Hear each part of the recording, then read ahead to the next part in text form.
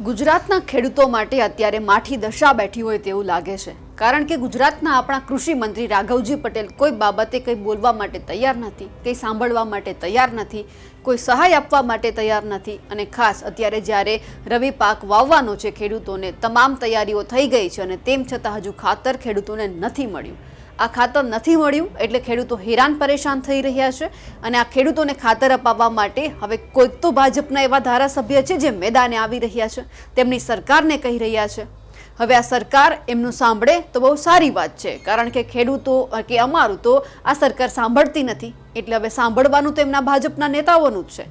આવા જ એક ધારાસભ્ય મેદાને આવ્યા છે, ખેડૂતોની વહારે આવ્યા છે, ખેડૂતોને ખાતર મળે તે માટે તેમણે કૃષિ મંત્રી રાઘવજી પટેલને વિનંતી કરી છે. નમસ્કાર, નિર્ભય ન્યૂઝ સાથે હું છું રિદ્ધિ.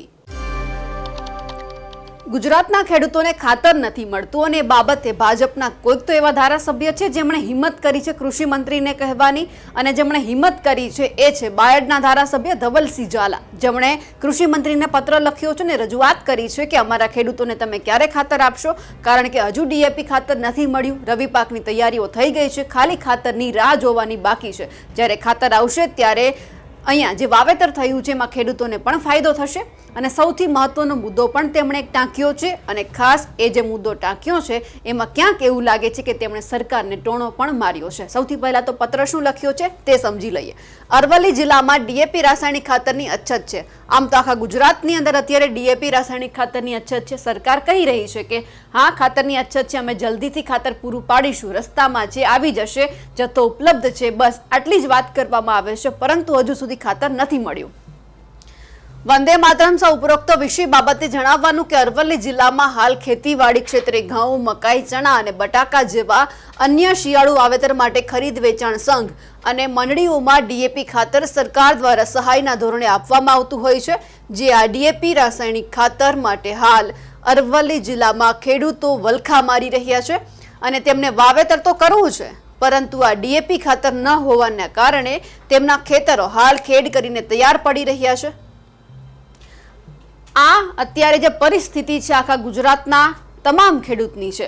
જગતનો તાત અત્યારે રાસાયણિક ખાતર માટે રાહ જોઈ રહ્યો છે, તેમ છતાં હજુ કૃષિ મંત્રી રાઘવજી પટેલે કોઈ એવો નિર્ણય નથી કર્યો કે જેથી ત્વરિત ગુજરાતના ખેડૂતોને રાસાયણિક ખાતર મળી રહે, કારણ કે અત્યારે તાતી જરૂરિયાત છે. અને તેમ છતાં ખાલી વાત કરવામાં આવે છે કે કેન્દ્ર સરકારમાંથી મોકલી દેવામાં આવ્યું છે, કંઈક અત્યારે કોઈક એવી વાત બાકી છે ઉપર રજૂઆત કરવાની, એટલા માટે હજુ એ ખાતર છે તે ગુજરાતમાં નથી પહોંચ્યું. પરંતુ ક્યારે પહોંચશે? હવે તો શિયાળુ સત્ર પણ શરૂ થઈ ગયું છે. એમાં જો આટલી જલ્દી હોય તો અત્યારે શિયાળુ પાકનું વાવેતર કરવાનું છે, તો જલ્દીથી જલ્દી ખેડૂતોને રાસાયણિક ખાતર ઉપલબ્ધ કરવામાં આવે, કારણ કે ચોમાસામાં ઘણો બધો પાક નિષ્ફળ ગયો છે, તેમનું અત્યારે ભરપાઈ કરવાનું આ શિયાળુ પાકનું વાવેતર હોય છે. તેમ છતાં તમે ખાતર નથી આપતા. જ્યારે 3 થેલી તમે ખાતર લેવા જાઓ છો તો નેનોની બોટલ ફરજિયાત આપવામાં આવે છે, એટલે વધારે પૈસા આપવામાં આવે છે. હવે અહીંયાથી વાત શરૂ થાય છે કે એમણે જે વાત કરી છે કે સરકારની બધી યોજનાઓ ખૂબ જ સારી જ હોય છે, પરંતુ જ્યારે યોજના થકી જ્યારે ખેડૂતોને આવા રાસાયણિક ખાતરોની જરૂરિયાત હોય અને જે સમય જરૂરિયાત હોય તે સમયે ના મળે તો આ યોજનાઓનો કોઈ હેતુ રહેતો નથી. માટે મારી ભલામણ છે કે આ ખેડૂતો તેમના ખેતરમાં વાવેતર કરવા માટે જે અટવાયા છે, તો આ બાબતે ખેતીવાડી જોગ રાસાયણિક ખાતરો અરવલ્લી જિલ્લાના તમામ ખેડૂતોને તાત્કાલિક ધોરણે મળી રહે તે હેતુ માટે ઘટતી કાર્યવાહી કરવા માટે આપ સાહેબશ્રીને નમ્ર વિનંતી કરી દીધી છે કે ખાસ અત્યારે જે જરૂરિયાત છે તમે તાત્કાલિક તમે પહોંચાડો. તમે યોજના આપો છો, પણ એ યોજનાનો લાભ ક્યારે ખેડૂતોને મળશે? જ્યારે તમે પણ એમાં મદદ કરશો. ખાલી કાગળ ઉપર યોજનાઓ બતાવવાથી કોઈ જ ખેડૂતને ફાયદો નથી થવાનો. અનેક ખેડૂતો માટેની યોજનાઓ છે, પરંતુ સમય અનુસાર તેમને એ સગવડ નથી મળતી, જેથી કરી અને જે તમે યોજનાઓ લાગુ કરાવો છો એ ક્યાંક નિષ્ફળ જાય છે. અને પછી ચૂંટણી સમયે તમે એવી વાત કરો છો કે અમે ખેડૂતો માટે અલગ અલગ યોજનાઓ બહાર પાડી છે, પણ તમે બહાર પાડો છો, તમે એના ઉપર પૂરતું ધ્યાન આપો છો કે નહીં એ પણ તમારે જોવાનું છે. હવે કૃષિ મંત્રી રાઘવજી પટેલને એક જ વિનંતી છે કે તમે કોઈ વ્યક્તિ કોઈ ખેડૂતનું ના સાંભળો તો કંઈ નહીં, પરંતુ હવે તમારા એક ધારાસભ્ય મેદાને આવ્યા છે. જોજો કે તમારા બધા જ ધારાસભ્ય આજ રીતે મેદાને ના આવે. અમે તો એ પણ વિનંતી કરીએ છીએ કે આવા એક નહીં, ભાજપના તમામ ધારાસભ્ય મેદાને આવવા જોઈએ. એમને ખેડૂતોનો અવાજ બનવો જોઈએ. ખેડૂતોની વાત કૃષિ મંત્રીના કાન સુધી પહોંચાડવી જોઈએ. કારણ કે સામાન્ય લોકો બોલશે એમનાથી વધારે જે ભાજપના ધારાસભ્ય નેતાઓ બોલશે એમની અસર લગભગ લાગે છે કે કૃષિ મંત્રીને વધારે પડશે. હવે આખી બાબતે ધવલસિંહ ઝાલા એક વિડીયો પણ મોકલ્યો છે. કૃષિ મંત્રી રાઘવજી પટેલને કહી રહ્યું છે કે હર હંમેશ અમારા અરવલ્લીના લોકોને ક્યાંક ને ક્યાંક અન્યાય થતો આવ્યો છે. સૌથી પહેલા તો એમને કેમ એવું લાગે છે કે એમના ખેડૂતો સાથે એમના લોકો સાથે હર હંમેશથી સરકાર તરફથી અન્યાય થતો આવ્યો છે તે સાંભળી લઈએ. નમસ્કાર. માન્ય મંત્રીશ્રીને રાઘવજીભાઈ પટેલ સાહેબને મેં પત્ર લખ્યો છે. પત્ર લખીને મારા અરવલ્લી જિલ્લામાં પડતી તકલીફોની મેં રજૂઆત કરી છે કે ભાઈ અત્યારે ખેતીની સિઝન છે. તમામ ખેડૂતો ડીએપી માટે ધક્કા ખાઈ રહ્યા છે. મારો જિલ્લો હર હંમેશ માટે બાદ કરવામાં આવતો એ પ્રકારનું ક્યાંક ને ક્યાંક તમામ ડિપાર્ટમેન્ટ વતી વલણ થતું હોય છે. ખેડૂતો તો તકલીફમાં તો છે જ, એટલે મેં રજૂઆત કરતો પત્ર લખ્યો છે અને વિનંતી કરું છું સરકારને પણ કે હર હંમેશ ખેડૂતોને વારે આવ્યા છે અને હર હંમેશ ખેડૂતો માટે નિર્ણયો લીધા છે અને ખેડૂતોને ફાયદો થાય, મગફળી હોય કે બટેકા હોય એને સારો ભાવ મળે તે પ્રકારના નિર્ણયો લીધા છે ને એનાથી ખેડૂતો સુખી સમૃદ્ધ પર થતા દેખાય છે.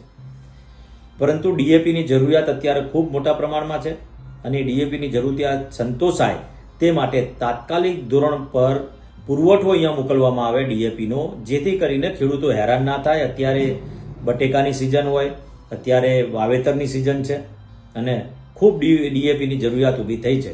તો વિનંતી સાથે મેં પત્ર લખ્યો છે અને એમને વિનંતી પણ કરું છું કે તાત્કાલિક ધોરણ પર ડીએપીનો પુરવઠો મોકલી આપવામાં આવે. સારું છે, ધવલસિંહ ઝાલાએ રજૂઆત તો કરી છે, ખુલીને બોલ્યા તો છે કે તેમના લોકો સાથે અન્યાય થતો આવ્યો છે. તો ધવલસિંહ ઝાલાને અમારે એ પણ કહેવાનું છે કે તમે અત્યારે જે રીતે ખુલીને બોલો છો ત્યારે તમારી પણ ફરજ આવે છે કે સરકાર પાસેથી તમારે અવારનવાર તમારે એમને ટકોર કરવી પડે છે. એ ટકોર ના કરવી પડે, કારણ કે ખેડૂતો અને મતદારો તમારા છે, તમને ચૂંટીને મોકલ્યા છે, તો તમારે એમની ફરજ, એમની સાથે ઊભા રહેવાની જવાબદારી તમારી છે. જ્યાં સુધી તમારા ખેડૂતોને, તમારા લોકોને ન્યાય ન મળે, સરખી પૂરતી સગવડ ન મળે, ત્યાં માટે તમારે લડવાનું છે. એટલે હવે એ જોવાનું છે કે અત્યારે ધવલસિંહ ઝાલા મેદાનમાં આવ્યા છે. કૃષિ મંત્રી રાઘવજી પટેલને વિનંતી કરી છે કે તમે ખાતર આપો. આવું લગભગ બધા જ ધારાસભ્ય, ભાજપ હોય કે કોંગ્રેસ કોઈ પણ હોય, ખેડૂતોની બહારે આવવું જ પડશે. કારણ કે અત્યારે ખેડૂતને આ બધી જ વસ્તુની તાતી જરૂરિયાત છે. જો તમે અત્યારે મેદાને નહીં આવો તો પછી ક્યાંક એવું લાગશે કે આ ખેડૂતો પણ તમારું નહીં સાંભળે. એટલે ધવલસિંહ ઝાલાએ તો પગલું ભર્યું છે, પરંતુ હવે એ જોવાનું છે કે આવા બીજા કયા ધારાસભ્ય મેદાને આવે છે, કૃષિ મંત્રીના કાન સુધી પોતાની વાત પહોંચાડે છે. કારણ કે આ વાત પહોંચાડવી, ખાતર માંગવું એ ક્યાંક ખેડૂતોના હકમાં પણ છે, ખેડૂતોને જરૂરિયાત છે. એટલે જરૂરિયાત સરકારે પૂરી કરવાની રહેશે. તમે બોલો ના બોલો, વાતને તમે ક્યાંકથી કાપી નાખો કે પછી ગોળ ગોળ વાત કરો, આ બધું જ ત્યાં સુધી ચાલશે જ્યાં સુધી તમે હોદ્દા ઉપર બેઠા છો. પછી ક્યાંક હવે ટૂંક સમયમાં પણ કંઈક ફેરબદલી આવશે અને જો તમારી પાસેથી તમારો હોદ્દો જતો રહેશે તો પણ તેમ છતાં જ્યારે ચૂંટણી આવશે ત્યારે તમારે આ જ હાથોથી, જે અત્યારે તમે ગોળ ગોળ વાત કરો છો, એ જ મોઢાથી તમારે મત માંગવાના છે, હાથ જોડવાના છે. એ પહેલાં તમે કામ કરીને બતાવો. ખેડૂતોને વલખા મારવાનું બંધ કરો, કારણ કે અત્યારે એમના હકનું માંગી રહ્યો છે. અમારા અહેવાલ વિશે અને જે રીતે અત્યારે ધવલસિંહ ઝાલા મેદાનમાં આવ્યા છે એ જ રીતે લગભગ હવે બધા જ ધારાસભ્ય મેદાનમાં આવવાની જરૂર છે, કારણ કે સવાલ અહીંયા ખેડૂતોનો છે. અમારા અહેવાલ વિશે આપનું શું કહેવું છે કમેન્ટ કરીને ચોક્કસથી જણાવજો. સાથે જ અમારી નિર્ભય ન્યૂઝ ચેનલને લાઇક, શેર અને સબસ્ક્રાઇબ કરવાનું ભૂલશો નહીં. નમસ્કાર.